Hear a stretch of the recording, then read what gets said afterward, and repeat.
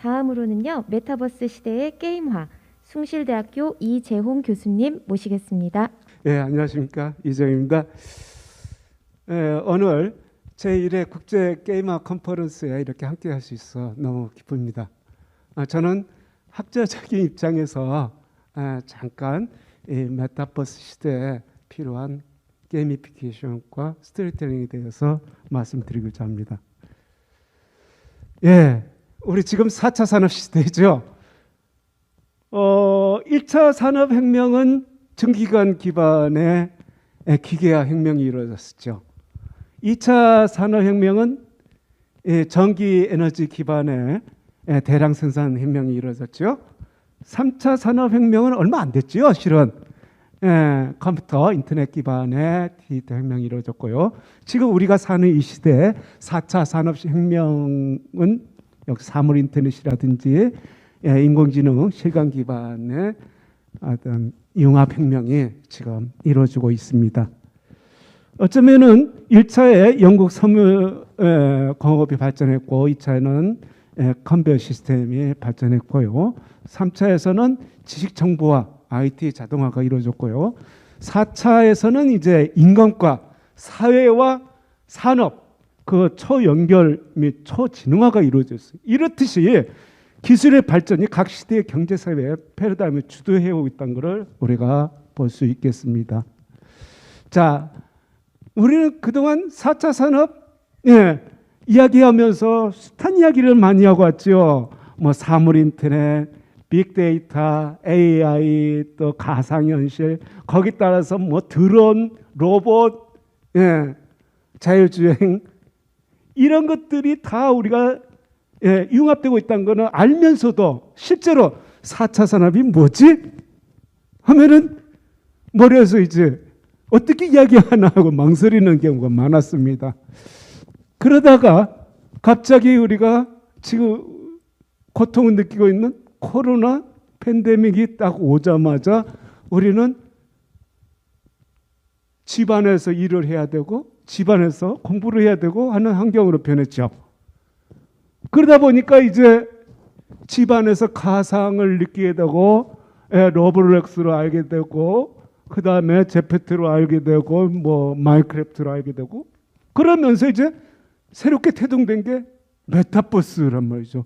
모든 메타버스 탄다니까 뭐 버스 타고 어디 가는 것처럼 그렇게 우리는 흥분했죠. 왜냐하면 한 번에 뭔가 4차 산업을 이야기를 해야 되는데 이야기할 수가 없었는데 메타버스니까 다 메타버스로 다 4차 산업을 다 표현한 거죠.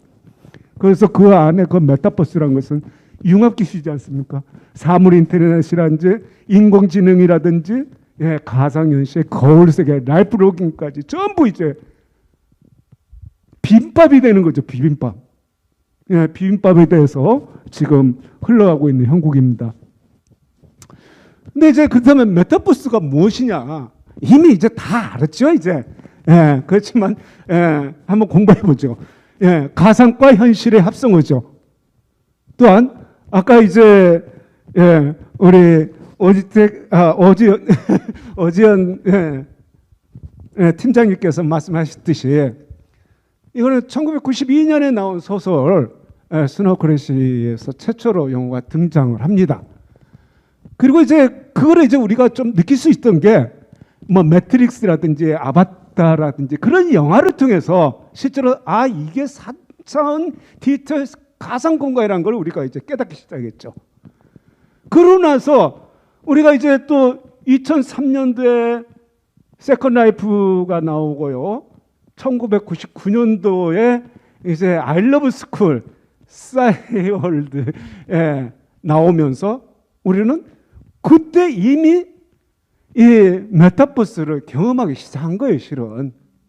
그러면서 이제 최근에 이제 우리가 팬데믹 사태 이후에 메타버스 시대에 접어들어서 이제 마인크래프트라든지 로블록스라든지 제페토 같은 게 이제 활성화되고 있다는 것을 우리가 피부로 느끼면서 로블록스도 뭐 일일 이용자가 뭐 5,000명대, 제페토라든지 마인크래프트도 2억 명 이상의 이용자를 흡수하고 있단 말이죠.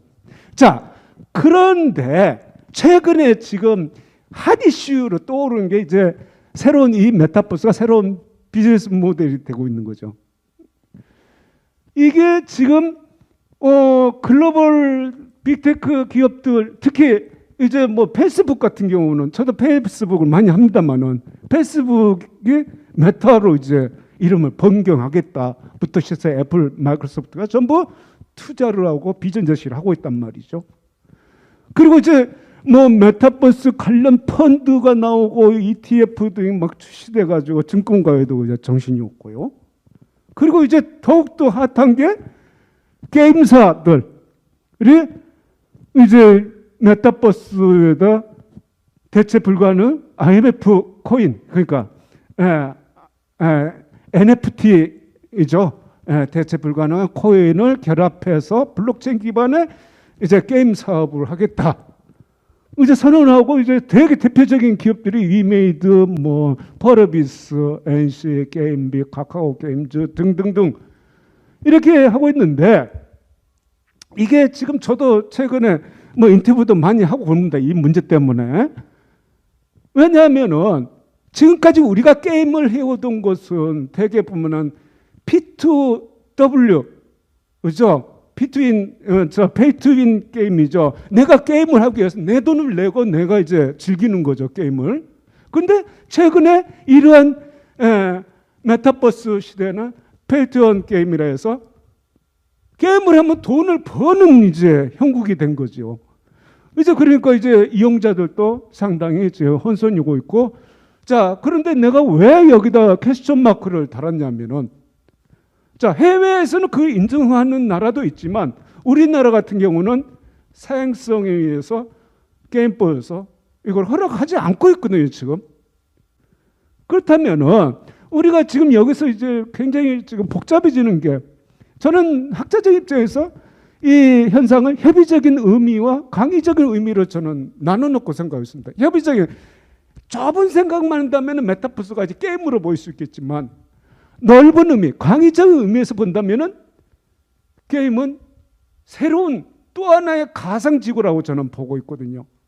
그래서 바로 이런 이제 관점에서 어떻게 이제 우리가 벗어날 것인가 하는 문제인데요.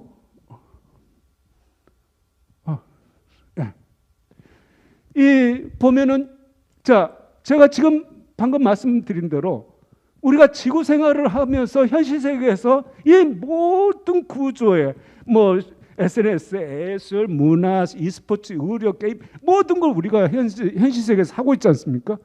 메타버스는 우리가 강의의 범위에서 본다면은 이렇게 새로운 디지털 지구가 생긴다고 저는 보고 있습니다. 그래서 이렇게 이제 똑같은 우리의 현실 세계가 가상으로 들어간단 말이죠. 가상으로 들어왔을 때 우리가 그 전에 이제 1999년 바로 밀레니엄 직전에 체험하던 싸이월드라든지 이런 메타버스가 실은 왜 그러면 그때 발전을 못 하고 지금 새로 와서 제페토 같은 게 다시 태어났느냐? 그건 분명히 원인이 있죠. 그때 당시에는 소셜 네트워크 시스템에 안주를 한 거죠. 그 당시에는. 이러한 기능들이 있음에도 불구하고 그걸 못했단 말이죠. 근데 지금 와서 지금 메타버스 시대에는 이런 기능을 다 할 수 있다는 걸 앞서 이제 세 분 강연자들 또 말씀해 주셨단 말이죠. 그렇다면은 이거를 이제 그러면은 안착을 시켜 나가야 되거든요. 여기서 이제 우리는 뭔가 뭐랄까요, 효과를 충분히 거둘 수 있는 시대가 이제 돼야 되는데, 그러기 위해서는 무엇이 필요하냐면 저는 이러한 게 가장 중요해요. 이런 과제가 떠올랐다고 생각할 수 있죠. 게임화는 어떻게 할 것인가, 가상화를 어떻게 할 것인가, 최적화는 어떻게 할 것인가, 그 다음에 이거를 계속 지속해 나갈 수 있는 지속성, 그 다음에 이 안에 모든 구조의 밸런싱의 문제, 경제성을 어떻게 할 것인가, 그 다음에 준법성, 건전성, 흥미성까지 이런 거를 다 해주려고 했을 때 과연 어떤 장치를 해야 될까 했을 때 저는 게이미피케이션이 가장 적합하지 않나 하는 생각을 하게 됐습니다. 그래서 역시 이제 다시 이제 게이미피케이션으로 들어간다면 게이미피케이션도 역시 하나의 현대 합성어입니다. 그래서 빅게임 환경에서 게임 메커닉을 적용한 온라인 마케팅 기법이기도 하고 사용자 관심 유발 방법이기도 하고 목표 달성을 위한 놀이 본능에 자극하는 행위거든요. 이런 것들이 게임 메커니즘은 우리가 게임에서 도전하고 경쟁하고 성취하고 보상하는 그러한 어떤 메커니즘이죠. 그렇다면 우리는 이미 그 게임화를 실천하고 있거든요. 현실 세계에서. 예, 뭐 교육과 오락이 합쳐져서 에듀테인먼트, 예, 노동과 오락이 합쳐져서 네이버테인먼트, 이렇게 지금 우리는 게임화를 해오면서도 앞으로 이제 가상 세계에서 해야 될 일은 경제, 재미, 보상을 느낄 수 있는 마케팅을 하고 학습을 하고 치료하고 훈련하고 홍보하고 이런 기능을 충분히 우리가 살려나갈 수 있단 말이죠. 그러기 위해서 이런 거를 극대화하기 위해서는 참여자의 참여도 고취가 필요하고요. 그 다음에 참가 동기부여가 돼야 되고 감정, 행동, 욕망 자극이 돼야 되고 경쟁심이 유발되고 미션 완수 의지와 협업이 필요하고 커뮤니케이션 유도가 필요하다고 저는 생각했거든요. 이게 바로 제가 전공을 하고 있는 스토리텔링의 기법이더라 이거죠. 그래서 저는 결국에 메타버스가 발전하기 위해서는 게이미피케이션이 필요하고 게이미피케이션은 스토리텔링 기법이 필요하더라 이거죠. 그래서 오늘 여러분들에게 확실하게 제가 주장할 수 있는 것은 이런 캐릭터, 우리 메타버스 세계 속에 스토리텔링의 스토리의 완성 구조에는 인물, 사건, 배경밖에 없습니다. 캐릭터의 어떤 성격 문제라든지 아까 이제 그 말씀하실 때 자, 앞에서 강연을 하고 있는데 그 내가 이야기하는 캐릭터는 가만히 있더라. 이거 분명히 문제면 이게 해결해야 될 문제거든요. 스토리텔링으로.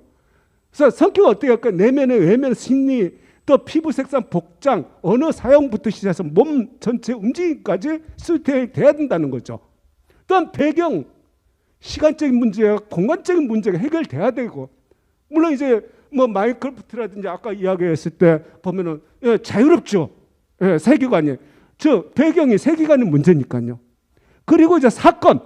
우리가 그동안 했던 그냥 맨맨한 사건 그 배경보다는 어떤 역사가 담긴, 신화가 담긴, 전설이 담긴 또는 전쟁사에서 담긴 어떤 우리들의 일반 생활세에 있는 그런 사건들을 주입을 시켜줬을 때 더욱 효과적인 그러한 세계는 완성된다고 저는 보고 있거든요. 그래서 스토리텔링의 특징을 우리가 이야기한다면은 저는 이게 이제 연구하면서 이제 정리해 놓은 논문에 정리해 놓은 곳인데, 자, 차별화를 둬야 되죠. 지금 이 시대는 창의성입니다. 설득을 해야 됩니다. 모든 구조에 가상을 현실하고 넘나들기 위해서는 개연성이 필요합니다. 그 다음에 그 보편성, 친화성을 높이기 위해서 보편성을 줘야 됩니다. 그 다음에 주제성, 흥미성 이런 것들을 다 합쳐서 이 게이미피케이션을 연계시켜줘야 됩니다. 바로 이제 이런 거죠. 메타버스가 캐릭터와 사건과 배경이 뭉쳐서 하나의 가상의 삶을 만들어내고 있다면 바로 스토리텔링 보조 요소인 이러한 윤복합의 문제, 소유욕의 문제, 상상력의 문제, 고급화, 오감, 정서를 건드리고 창의성들을 이 게이미피케이션이 이렇게 그거를 완전히 리딩을 해줘야 되는 거죠. 바로 스토리텔링은 이용자에게 최고의 감정을 주기 위한 정서를 자극하는 작업입니다. 따라서 스토리텔링은 게임화를 극대화시키는 하나의 기법이라고 저는 생각하고 있습니다. 그래서 결론을 이야기한다면 저는 앞으로의 그 4차 산업의 완성은 XR 메타버스 시대라고 저는 생각하고 있습니다.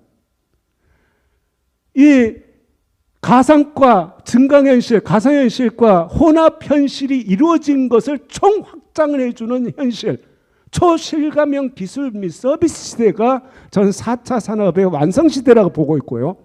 그 메타버스, 지금 우리들의 메타버스는 지금 이 XR 시대를 위한 하나의 교두보 역할, 지나가는 과정이라고 생각했습니다. 따라서 메타버스를 하나의 그 미시적인 안목에서 자꾸 그러니까 협의의 의미에서 자꾸 바라보다 보면 메타버스가 게임으로밖에 안 보입니다. 그러나 이 광의적인 의미에서 이 미래지향적인 플랫폼으로서의 의미에서 우리가 메타버스를 바라본다면은 우리 미래, 우리들의 미래라고 할 수 있겠죠. 그래서 게임화 작업은 건강한 메타버스 생태계를 정착시켜 나갔을 때 가능해지고 게임화의 완성도를 위해서는 섬세한 스토리텔링 기법이 필요하다고 생각합니다. 이 옛날에 우리가 이제 얼마 꽤 됐죠. 그 아람브란 궁전의 추억. 저는 이 드라마가 XR 시대를 그대로 구현해내고 있는 드라마라고 저는 생각했습니다. 이 시대를 위해서 메타버스는 계속 달려가야 되고 그 메타버스가 계속 성공적인 그런 플랫폼을 정착하기 위해서는 게이미피케이션이 반드시 필요하고 그 게이미피케이션을 뒤에서 이렇게 밀어주는 것은 스토리텔링 기법이라고 생각합니다. 예, 여기까지 제 역할을 오늘 마무리하겠습니다. 감사합니다.